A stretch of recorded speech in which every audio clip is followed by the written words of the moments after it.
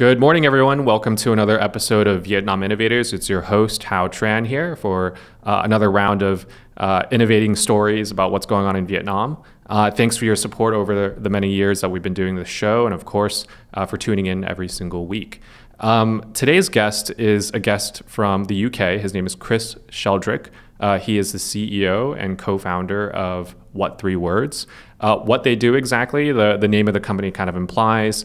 It's a combination of 3 words and related to maps and locations. I'll kind of let Chris explain the rest of it. But before we do that, I'll kind of set the tone for why Chris is on the show.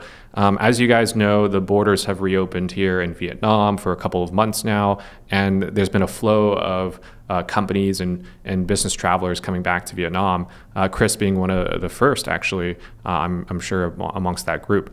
And we actually met during a tour that was arranged by VinFast, which is one of the clients of Chris's company, VinFast being the electric vehicle maker. And they've arranged a tour throughout all of Vietnam. We met in Hanoi, though, where we got to see the VinFast electric vehicle factory, and a lot more that Chris maybe will touch upon later. Anyways, we met during this tour, 6 a.m. at the Metropole Hotel in Hanoi. That was the only time we had available, and I'm very glad we were able to connect. Chris, that's enough from me. Welcome to the show. Pleasure. Thanks so much, Hal.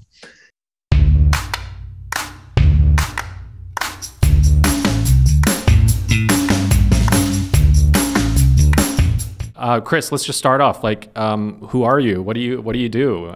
Let's just start with something short and sweet.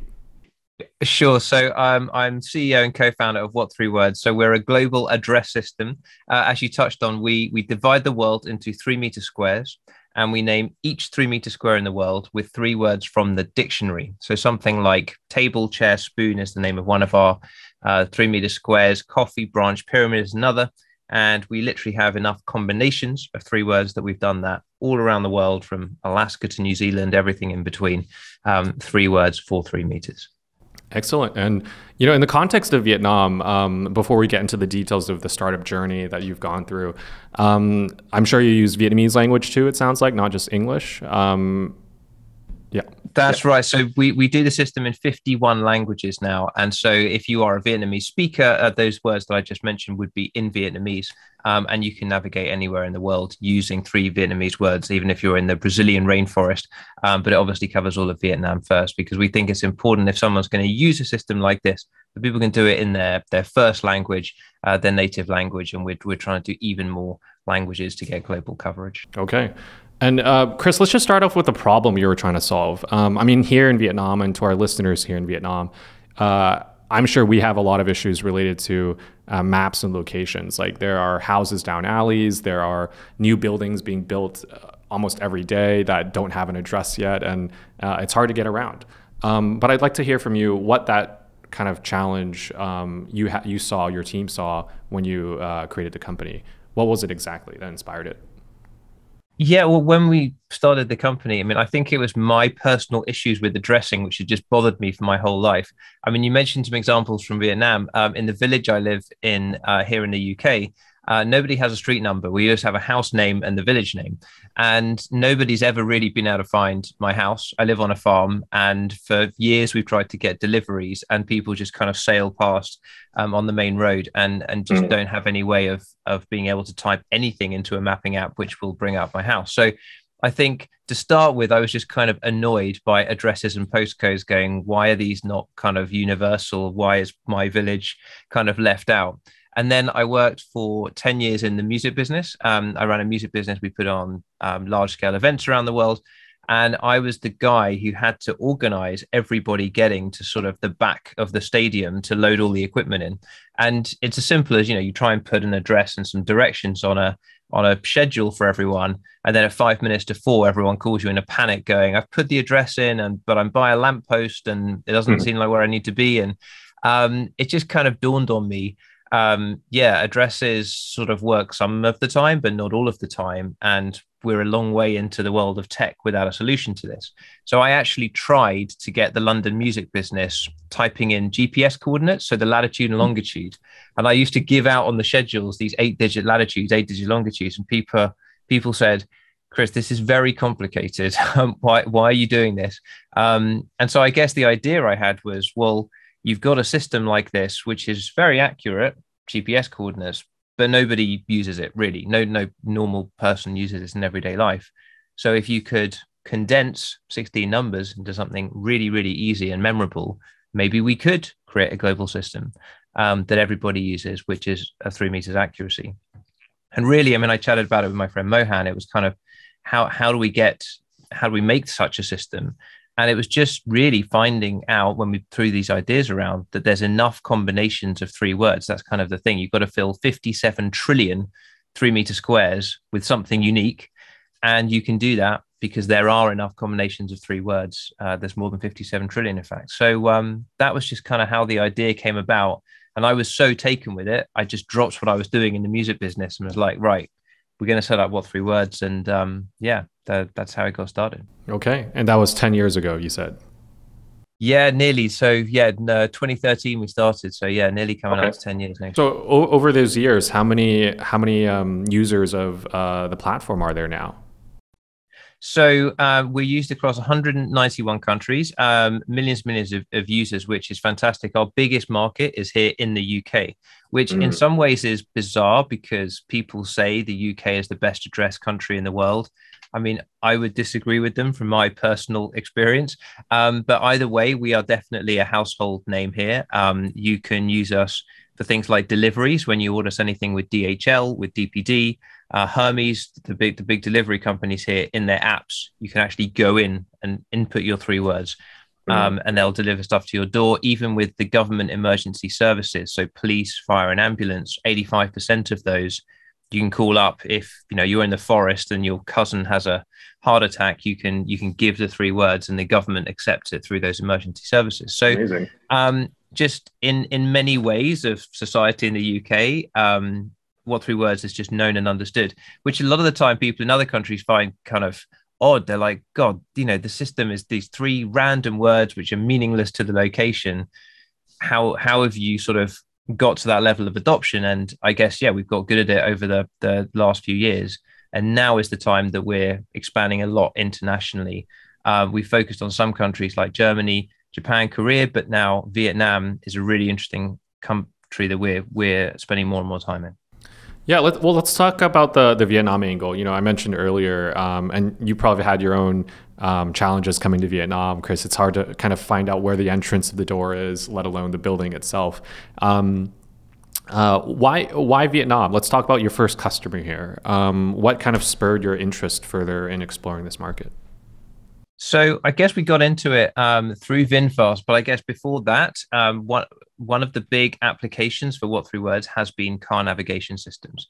So a few years ago, Mercedes-Benz were the first car company to adopt What3words, which means in a Mercedes car, you can either type in the 3 words or speak the 3 words, and the car will then navigate to that 3 meter square. And then after that, we've seen 17 other car companies now follow suit, which includes Mitsubishi, includes Subaru, many of the sort of household name car companies. And then it was, I guess it was only actually about 6 months ago or so that we had a note from VinFast saying they'd heard about What3words and were interested. I then got to meet Madame Tui in Singapore, who is the CEO of VinFast, and she was just particularly taken with the idea. We discussed addresses in Vietnam that in many places is difficult. They're either not accurate or don't exist in many places. But also VinFast have global aspirations, and she was very assured of the fact that, yes, this could be globally applicable to anybody who wants to have a really good experience in your car. The navigation is pretty crucial. In fact, there's many studies which show like people putting stuff into their car navigation is the #1 issue that drivers have. And so I think she was incredibly keen that What3words should come to the cars, both for Vietnam, but also globally. And then not long after, I think it was early January this year, just at CES, we announced the partnership with them and a deal, and it's incredibly exciting for us. Amazing. So VinFast obviously is a household name here in Vietnam, to be seen on the global stage. Of course, they're just about to start selling, if not already, actually. Within the Vietnam context, you were telling me when you were here a couple months ago that you were talking to some folks, not just in the car industry is one, but in e-commerce, in other applications. Maybe you can share more about how else What3words can be used in different industries or within Vietnam as well. Right. So I mean, two of our really big sectors are mobility, for which car navigation falls into it. But also ride hailing. We work with people like Kareem in the Middle East, with Cabify in Spain, where you can actually, when you order a ride, you can put in your destination as the 3 words, and it will then take you there. So we kind of have that all as the mobility sector, which is I want to go somewhere, and 3 words you should be able to use that with. So, but the other one is logistics. And as I touched on, in the UK, people like DHL here, you can use it with. And the time I spent in Vietnam, I met with a couple of logistics companies, and I'm going to come back soon. I'd like to meet some more, because it seems that is a very real problem in Vietnam when people are putting in a destination for where they want that e-commerce item to be delivered. Many people have problems with their address. They get called by the drivers, or items get returned saying, actually, we couldn't find the address. This doesn't exist. And so there's a very clear need for something like What3words. It seems. So what we'd love to do soon, once one of those integrations is going to be hopefully completed shortly, is then announce, hey, you can use What3words with this particular company. But really, we want What3words to be a standard that you don't have to think, oh, can I use it with this company? Can I not with this? Ideally, just anywhere that you'd expect to use an address, we'd like you to be able to use What3words. So we're talking to a number of the companies who are doing deliveries, ride hailing, so that anything that you're using with a smartphone and an address, you can hopefully use us. So you're expanding globally now, and the name is getting out there, both on the B2B side, but also the consumers. I mean, at the end of the day, you have to have enough people actually using the application to justify these B2B companies to adopt it, which leads me to my question. How do you guys monetize? What was your breakthrough kind of like, I guess you could say, client deal that allowed you to kind of continue on that momentum and streak where, yes, the UK, you're a household name, but what all these new markets that you're going to, how do you guys achieve that? So yeah, the first thing is worth saying is that What3words is totally free for the end consumer. So the first thing a lot of people do when they hear about our concept is they go, well, if you've named every 3-meter square in the world, what's my house called? So yes, anybody can download the What3words app. You can use it in Vietnamese, English, or any of these languages, and you can find your house or your office, and you can go to your front door and see the 3 words, and your back door and see the 3 words. That is all totally free for the consumer, and it's totally free to then use it in anything else. So the way we monetize is purely B2B. And that's for any company that will be used to paying for addresses anyway. So I mentioned the car navigation systems, I mentioned logistics companies, all of them are used to paying for addresses, because when they get an address, they have to pay a service to translate that to coordinates to either make the delivery or route the navigation. So actually, we're not inventing a business model or sector or anything like that. We're just going up against traditional addresses and the business model that people have there. So it's pretty straightforward. When you mentioned the breakthrough customer, it's funny. So before Mercedes, the first customer we had was the Mongolian Postal Service, and this was with a guy that I met in China in an event. A Mongolian guy, businessman, and he was really sort of fixated on the What3words idea. And then he called me out of the blue 2 months later and said, Chris, I've just bought a third of the Mongolian Postal Service. And we have real trouble knowing where people live. So it's kind of like, A, can you come to Mongolia? And B, can you develop the system in Mongolian? And I basically said yes to both things and got on a plane. And then we did our first partnership pretty much globally was with the Mongolian Postal Service, which is phenomenal. And then even a UK... Ongoing? Yeah, it's still ongoing. A UK TV show actually sort of challenged it and was sort of like, I wonder if this works. So they sent a letter sort of live on the TV show just with the person's name. They wrote the 3 words, Mongolia, posted it, and the letter arrived. This was on the QI TV show. And yeah, it's fantastic. It's still there. We actually have a team of 9 people based in Ulaanbaatar, the capital. And it's been a brilliant success story for us. So, but it also just shows the versatility of what we're doing. If your customers are the Mongolian Postal Service and Mercedes, and there's quite a few others as well, there really are quite wide applications for What3words. We're also looking at things like drone delivery and all sorts. So yeah, that was a really important moment, and have a lot of affection for Mongolia and everything that deal brought us.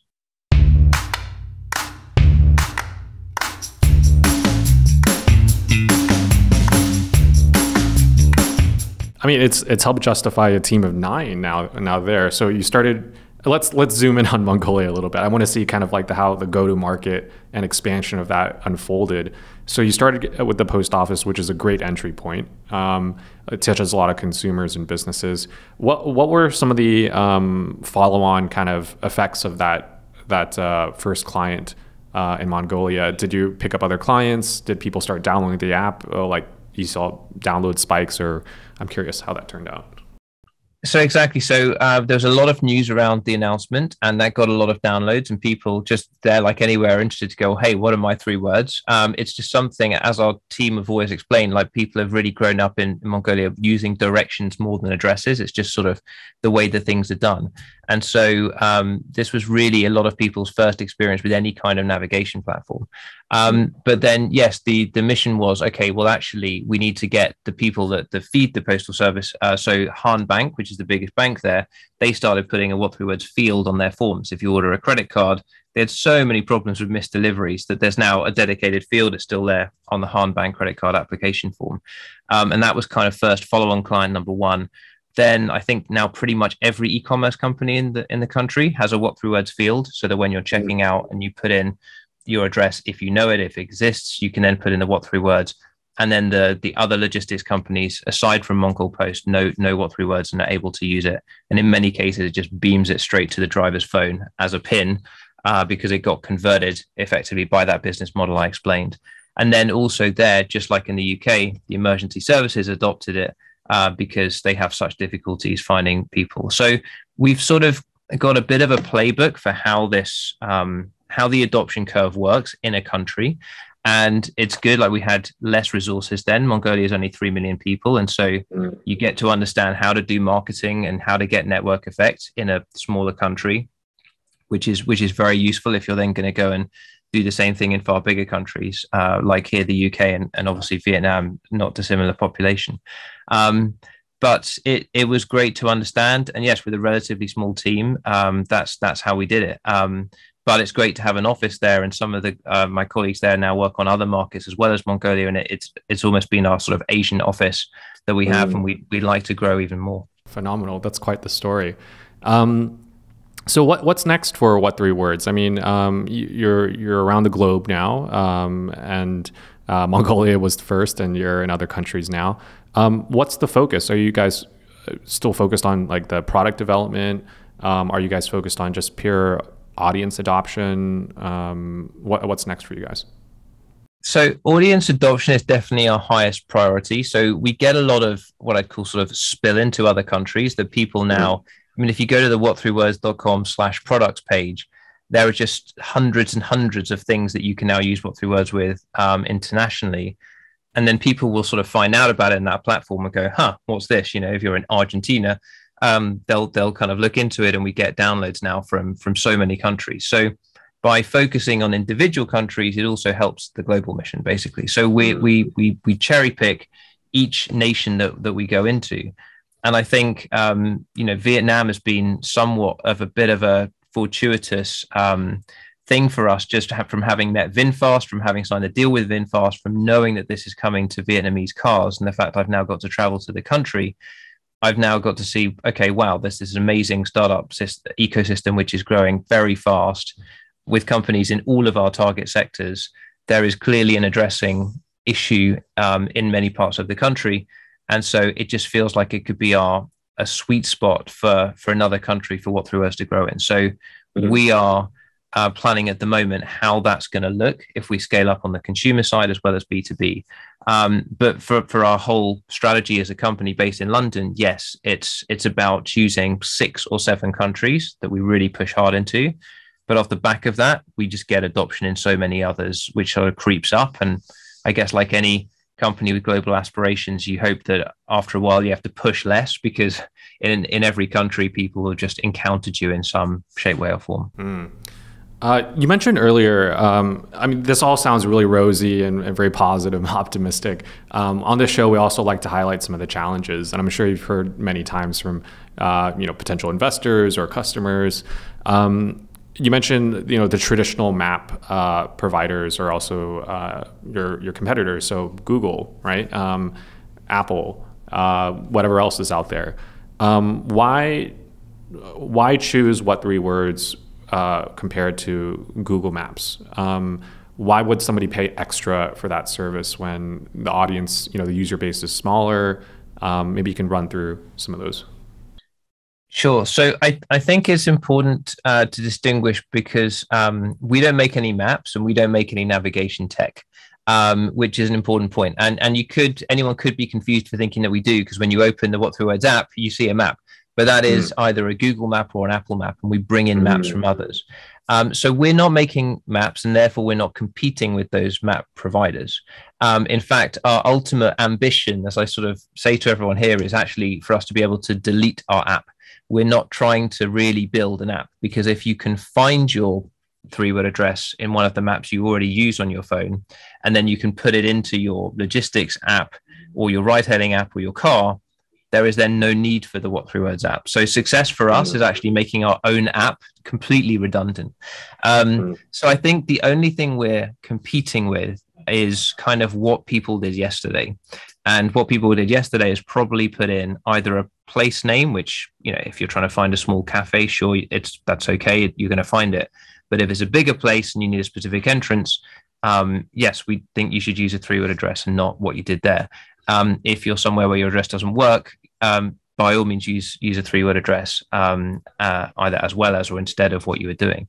And so for the B2B companies, it's not a case of paying extra. As I mentioned earlier, they're already paying for addresses. So it's an either or for them, and it won't be any more expensive or cheaper with us. It's just a different service which provides the same thing. So I think really what we're doing is kind of completely new. We have very few competitors, if any, across the world, because to be a true competitor of What3words, you'd have to be making some kind of code for latitudes and longitudes, and there are very few people doing that.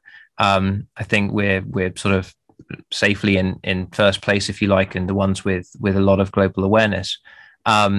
It's just a case of people going, great, if I know about What3words, I'm actually going to use it.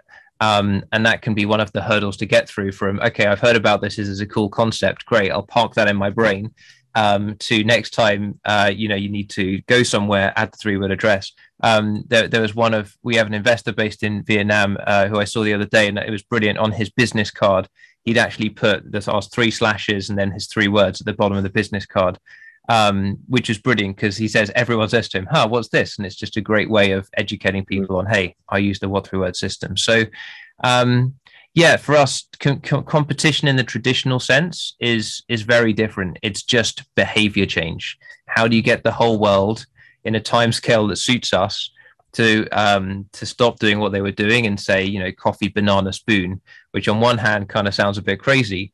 But as we've seen in the UK, you can just normalize something as crazy as it might sound at first, if it's really providing use and value to people.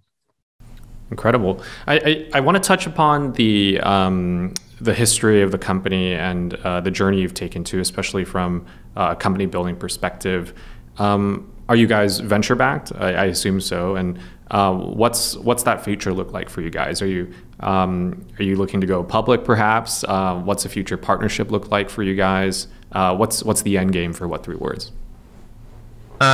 Sure, it's a very, very good question. So, we started, as many companies do, with a seed round, for which we didn't have any venture money, and we just found people. Like What3words is one of those kind of, I call it a good idea for raising investment, because some people absolutely love it, and then some people are either confused by it or just sort of say, I don't think this is ever going to catch on. 3 random words, you guys are totally nuts.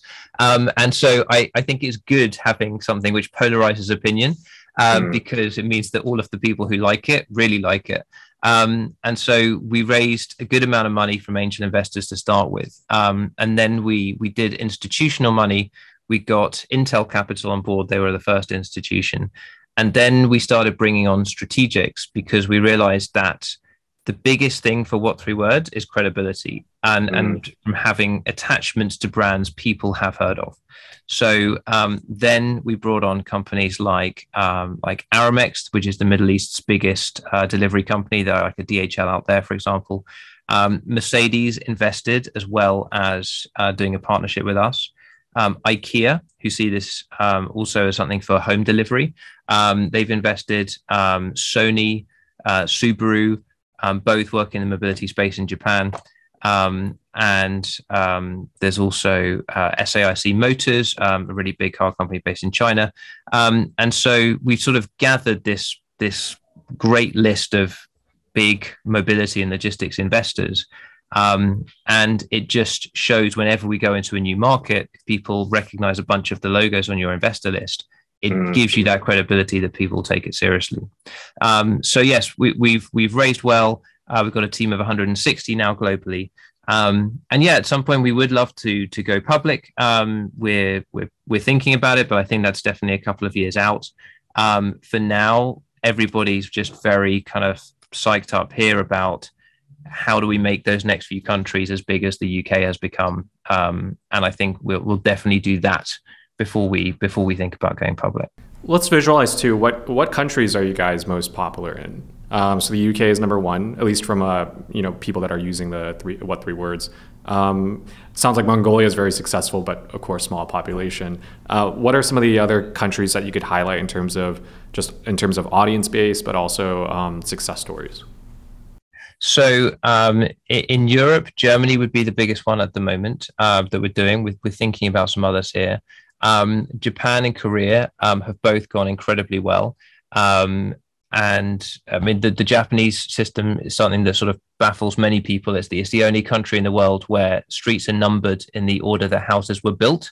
So you can have number 1 next to 82, next to 43, which confuses plenty of people, travelers and native Japanese people alike. We're working a lot in India at the moment. So we're partnered with Tata Motors, who are the biggest car company made there, and expanding there considerably. Vietnam is probably our newest market that we've done relatively little in so far, but we're very excited about. And then over in the US and Canada, we've seen a bunch of adoption recently through emergency services, like the Los Angeles Fire Department have taken it. In Canada, it's used a lot for the same thing. And we're making that progression at the moment there from emergency services into the big car companies, logistics, people thinking of drone delivery and all these other kind of companies based out there. They may be working globally, but we have a team out in the US as well. So those are probably the main markets for now. Also the Middle East. I mean, COVID was tricky, as it was for everybody, especially if you're a business working internationally, because you can't travel anywhere. But as you say, I think I was one of the first people into Vietnam recently after they lifted the restrictions. Similarly in Korea, and our team are now kind of back out around the world. But I think it would be tricky to do more countries than that with a team of only 160. Everyone's on a plane a lot. But yeah, if all goes well, then we'll be able to add plenty more countries to that soon. Cool. And in Vietnam, I mean, you've been coming here. Do you have plans to build a team here? If so, who are you hiring? This is a bit of a plug here if you want to mention anything. I'm sure a lot of our listeners too are interested. What's your plan for Vietnam? And given your playbook here, you're looking for partners, but also maybe staff or a team. That's it. We would love to build a team in Vietnam, I think. So I would definitely encourage anyone. I mean, like, find me on social, on Twitter or LinkedIn or anything, and just ping me if you would be interested. If you're one of the people who's going, God, that What3words sounds very cool. I'd love to build this out in Vietnam. Please drop me a note, because we are thinking about team on the ground right now. We're going to be working closely with VinFast, but also there's other partners I mentioned across logistics, ride-hailing, e-commerce. And we will need a local team to be able to do that. It doesn't have to be huge. That's one of the nice, elegant things about growing a tech business. But we want somebody who can go and talk to partners and explain what we do. So definitely anyone who's interested, please get in touch. But I think, yes, we would love to put people on the ground. It's something we're doing in every country that we're spending time in. Phenomenal. These are very cool insights and opportunities if What3words can be brought to Vietnam. So I hope some of our listeners will be following up. Chris, that kind of wraps up some of the main kind of talking points and things that we wanted to bring up on the show. Is there anything else you'd like to add to our audience of, again, mostly Vietnam-based listeners who might be interested in what you're trying to do here? I think, to be honest, we covered so much of it. Vietnamese was one of the sort of funny anecdote. It was one of the languages that kind of broke a lot of our tech, because I think it's the only language in the world, or certainly the only one we've done so far, where you have spaces within the words. And I think we hadn't sort of reckoned on that when we built how our tech was going to be structured, but we were very proud to have sort of launched Vietnamese successfully, being able to support spaces between words. And then we had so many talks internally here in the UK on the Vietnamese language by our languages team, so everyone understood this outlier. So I really would encourage anyone listening. We're sort of very proud of the Vietnamese version. Please do download the app, find your 3 words for your front door in Vietnamese. Hopefully you like the words. If you don't, maybe move 3 meters to the next square, and let us know what you think. But yeah, any feedback on the product is massively appreciated. So yeah, What3words is in the app stores, and we'd love to hear from people. On that note, I do have one more question for you. The old language team, did you have to bring on a consultant for every language to kind of advise how that would work? And what is that rollout implementation process? Because you have, trillions of these 3-meter spaces, boxes rather. How does that language process work? Let's start with the Vietnamese. Perhaps you can share the story of how that got kickstarted. It's a good question. It's not like we just download a dictionary and then launch, which is what I think some people assume. It's a really, really thorough process. So in Vietnamese, we didn't hire 1 consultant. We hired 50 consultants. Wow. All Vietnamese speakers? All Vietnamese speakers, and importantly, natively Vietnamese speakers. And were they based in the UK or kind of working remotely? So we have people working remotely. And what's important for us when we do any language, I mean, Vietnamese is somewhat simpler in that respect, because it's mainly spoken in one country, but we will recruit them around to make sure that we're not sort of biasing our word list towards words that are only spoken in one country or something, if it's a language which covers many. And also just the diversity of thought, because people have different views about different words. And is that a good word? Is that a bad word? Is that a homophone? Words that sound the same but are spelled differently. And so we basically launch when we've got several people all having given an opinion on a per word basis. And in Vietnamese, we use a list of 25,000 words to cover the world, to cover the land on Earth. And so when you're looking at a word, that many Vietnamese speakers have all given a green tick to this word, going, yeah, this is a good word. It's spelt right. It's socially acceptable. And then we kind of amalgamate this massive data from our 50 consultants, which then gives us that 25,000 word list. But it's a long process. It takes us about 6 months, and that's with people working pretty intensely from those consultants to actually get a new language up and running. But once it's done, it's then done, because the 3 words never change. They're fixed. So you can't go back and go, oh, actually, I didn't mean this word. I meant this word. So that's why we have to just invest so much up front. But I guess hence the pride we have in the languages we launch, that we know we've done a really thorough job. And hopefully your listeners think the same about Vietnamese if they try it. Oh, fantastic. I'll be looking for my What3words. I did not look at it before, but I wanted to wait until I got a good understanding of today. So I'll be downloading the app myself and finding those What3words right after this. Chris, thank you for joining the show.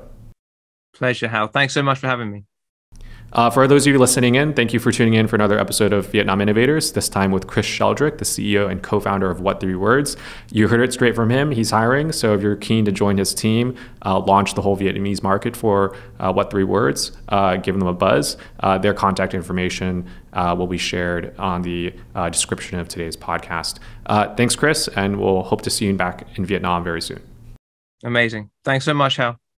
With a comprehensive healthcare ecosystem, GeoHealth integrates technology to optimize the examination experience for their customers.